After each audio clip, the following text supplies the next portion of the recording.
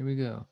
All right, folks, welcome to another edition of our Zoom Up. It's our meetup on Zoom. We're happy to have you. I am your co-host, Michael Huggins. I got my other host out in Chicago. Co-host number 2. What's up? Two co-hosts hosting it. Co-host squared. Co-host squared. You better watch out. We have an amazing story today. Now, the premise behind all these videos that we're introducing you to is so you can get a better feel for our community, who we are, what we do, how you can join us, be successful, and follow your dreams, your passions, and most importantly, get some results. I know a lot of people who have tried this real estate thing, tried entrepreneurship, and haven't really had the success they want until they've come into our community. And so we're going to show you a lot of these videos. There's recordings. You can go find a whole playlist of all these recordings. But today we're here live with one of my good friends, Bill. Now, I met him a couple years ago. And, well, geez, it's probably been like 5 or 6 years now. And he had already had some incredible success. But in the last couple of years, he's really just poured it on. But where he came from and the struggles he had to dig himself out of to get where he is now, it's very inspiring. There's some lessons learned that he's going to share with us. And then at the end of this, we're going to invite you to come take a look at some other workshops, online videos, house tours, different things, one-on-one strategy sessions, so we can figure out how the heck to get you from where you're at to where you want to go. So with that, I'm going to turn it over to our guest of honor today, Mr. Bill Predebon. How you doing, Bill? Hey, what's up? Hey, I'm welcome. good. Thanks for the invite, man. Hi, Scooty. What's Man. up, Bill? What's up, you vegan? What's up? Man, I know what I love about vegan, you. yeah. I love the fact that you don't eat meat because of your heart, not because you have anything against meat. So you just have against eating, and you know what that translates. Your heart translates into you helping so many people get into real estate. I love what you've done for people. Oh man, I appreciate that so much. Yeah, that's very true. That's what real estate's about. It is really cool to help people get into real estate and do it. You guys, thank you so much for putting this on every week, every day, during the week, and obviously having me out here is just super cool. We got a short period of time, and if anybody knows me, I could talk all day, so I'll try to make it short and sweet. This one in particular is a good month for us, my wife and I. It's bittersweet. We're selling a couple properties. We're selling 4 properties in 30 days. 2 of them are flips, and 2 of them are assets that we've had. That we've had for a few years, or even one was for 15 years, was our very first rental property. And the market's poised for what we're doing, and we're eliminating some of the assets that aren't as cash flowing as we like, and keeping all the other ones that are cash flowing. But Michael mentioned, I just had a very strong talk with a gentleman that I'm working on. I've been talking to him for several years about getting into real estate, and it's a dream of his, but it's hard, right, for everybody at some level. And, when I started, it's interesting is that I'd come out of a business that was very strong, and then I failed. I made a couple mistakes. I overpaid to buy out some partners. I owned 4 Play It Again Sports right here in San Diego County, where I'm at right now, selling this townhouse, our beach house here. And I found myself in 2006 getting a job for the first time in years, and really I got into loans as a loan officer, and I got my real estate license. And what was the real estate boom, right? And I was trying to figure out how to get into real estate because so many people had told me that's where to make money. But I was broke. I was really in trouble. I was forced to file, or I don't know, forced. I made a decision to file bankruptcy according to my attorney, based on my previous business with Play It Again. So I filed personal and corporate bankruptcy. I had very little credit of any kind, no credit cards.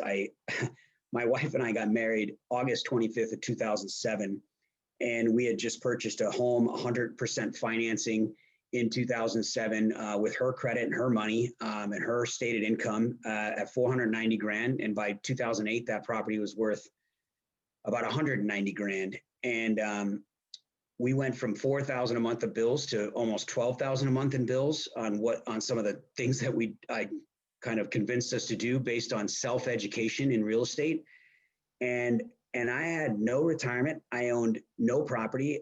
My car 2 days before our wedding got repossessed, or was in the process. I had to negotiate the tow truck driver from taking my convertible sports car, which I was going to drive to the wedding.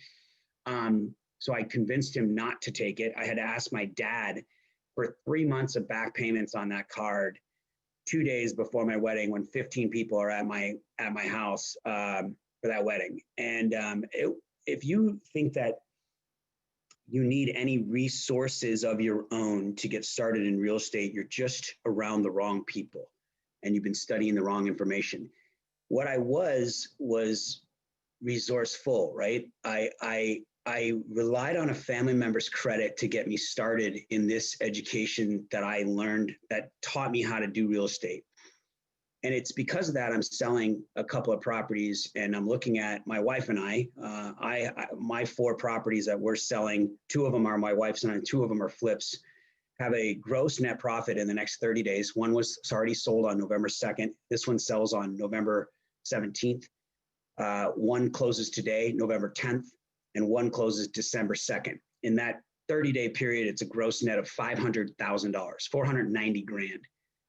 And the very first property is Sherry's, my wife's original property, and we turned that into a cash flowing property. But when I started, it was negative, $400 a month. And we took a big leap of faith on poor education of myself teaching us to buy our primary residence. And we made it through. The education we're going to share with you in the future taught me how to negotiate. I was able to negotiate the second mortgage off of that rental property. We turned that into a cash flowing property with an adjustable rate mortgage. And now we sold that property and made a $95,000 profit on it, $85,000 profit on it. And we cash flowed it. And we also lost about $8,000 a year on paper, according to our tax returns on that property over the last decade. And we held it. We held it until this was the first year ever that it was worth more than what she paid for it in 2006. And because we had someone else paying down the mortgage, we netted over almost $100,000, right? This property that I'm in right now, it's our townhouse in Solana Beach. Sherry and I wholesaled the property, and we used our own money and flipped the property and made $8,000. We put that money down on this property off a property that she found on Craigslist and did owner financing.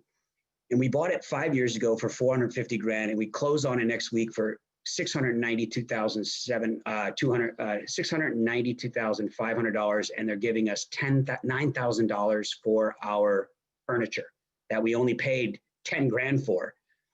And then we're also throwing in a lot of our kitchen stuff, so we don't have to move it. The point is that this was a cash flowing Airbnb nightly rental for years for us.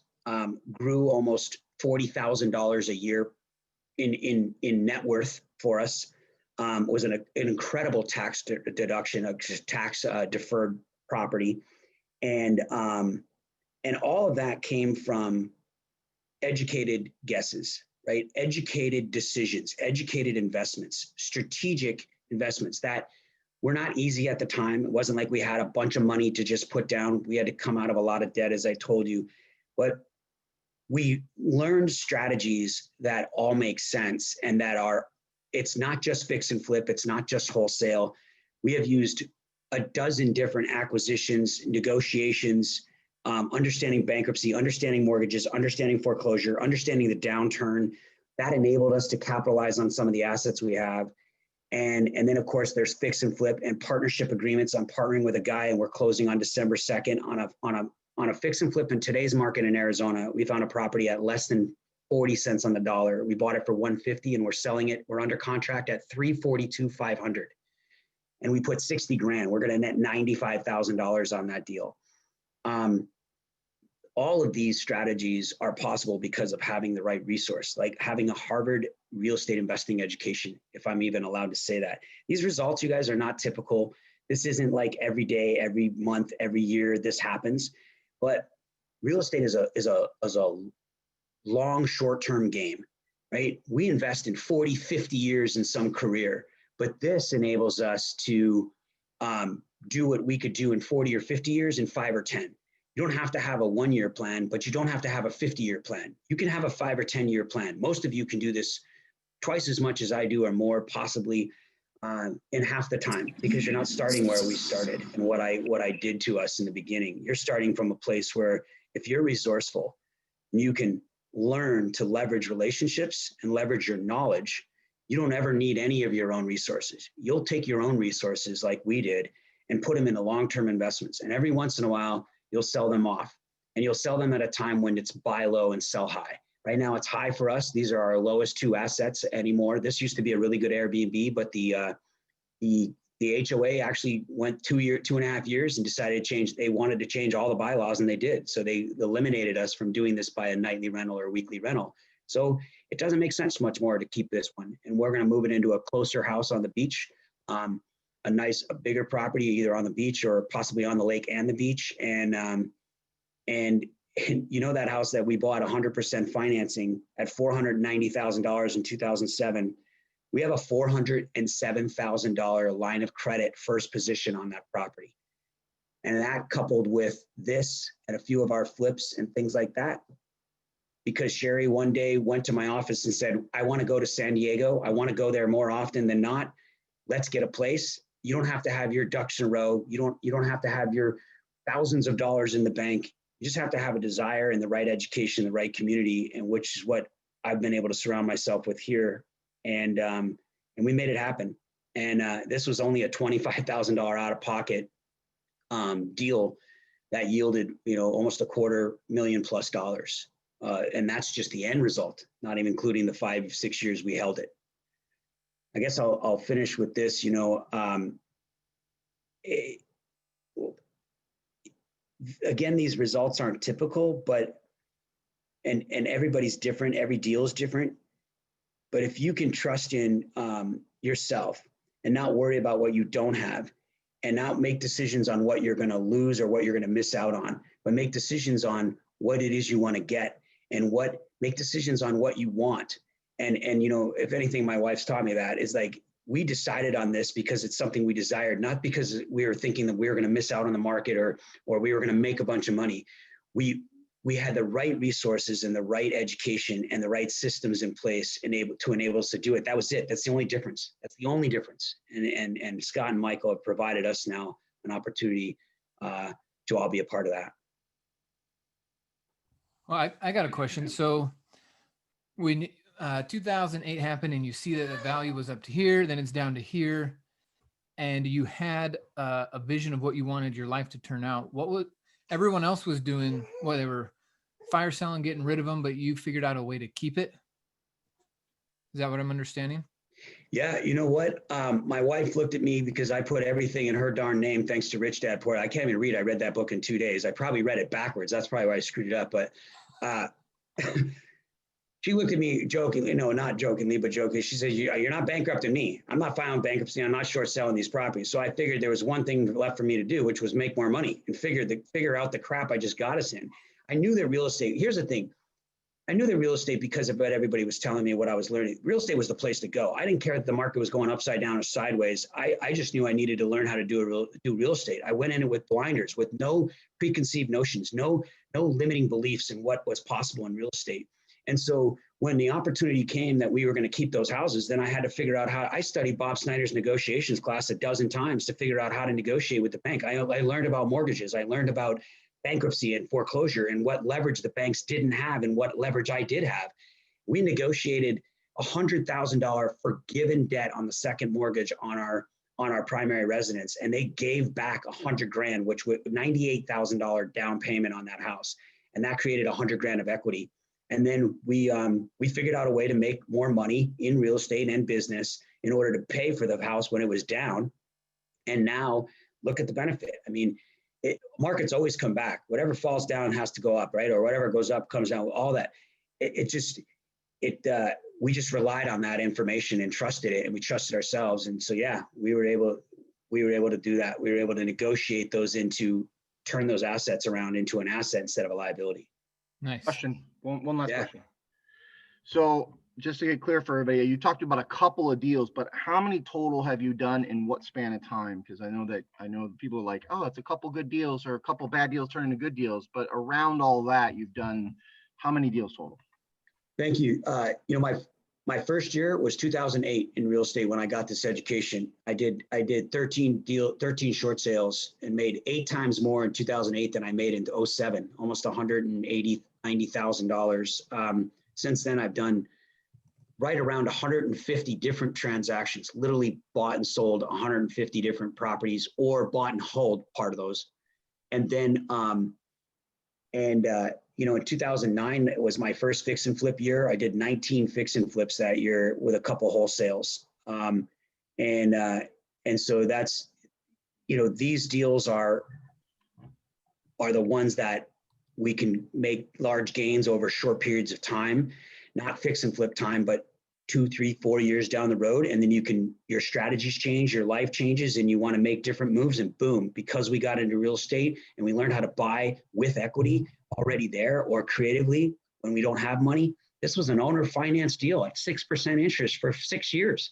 We're going out to dinner with these folks this week, and I'm going to ask them to lend me some of the money now that they're going to get paid when we sell this house on our next beach house. So I just want to make sure that we're clear. Like, there's some people might be listening to this recording going, oh, he's done a couple deals and they turned out good, but they were bad. No, this he's done 150. Yep. 150 transactions over the course of 12. You didn't get lucky on a couple, right? You're a career real estate investor since 08. So. I'm a career real estate investor because of this company and this education and this community, guys like you and Michael and the people I'm surrounding myself with. That's it. Yep. Wow. Appreciate you, brother. Mike, you want to end it? That's incredible stuff, coming from bankruptcy, financial destitute, to basically owning your life. And you're making now in a month what some people take 10 years to make. Now you just got to figure out your tax strategies. It's not going to be fun. It's going to be fun, but it's not fun. Bittersweet. Yeah. Well, cool, man. Congratulations. Thanks for sharing your story. You should invest in a bamboo ranch. I do have some ideas. There you go. I'm thinking about that. We're thinking about Tennessee. I hear there's lakes in Tennessee too. Oh yeah, man. And scorpions. Let's do it, man. You be my neighbor. Sounds good. Cool. Well, congratulations again. Thanks for being You know what, Michael? I'm thinking about that. You should give us all first right of refusal to buy the lots in Tennessee. Oh, right? Yeah. You should go. Hey, you guys. I'm dividing up Tennessee. I want to hang out by my friends. Who wants a house here to come and visit every so often, right? Like our own Airbnb. I get my whole Renatus family. We could all Airbnb the places next to you, and right? Plan on being there, and help you harvest some bamboo. Let's do it, baby. Save the planet. I'm down. It's up to us. All right, folks. Like we said at the beginning, there's some more videos for you to attend, to consume. Get on the call with a strategy session so you can figure out, where you're at, where you want to go, and how we can fit in there to help you really achieve that. And put it on your calendar, November 21st. Okay, it's an all-day workshop. We're doing 9 a.m. to 4 p.m., maybe even 5 Central Time. And we're going to go over how to do advanced velocity banking strategies, which will teach you how to get more cash flow and get out of debt way faster than the banks will ever show you how. And then we're going to wrap the day up with some creative acquisitions, how to buy houses using just the words in the paperwork and not necessarily moving a whole bunch of money around. So if you want to see how that works, it is by invitation only. It's not open to the public, but because you're here, you can get an invitation link from the person who invited you here.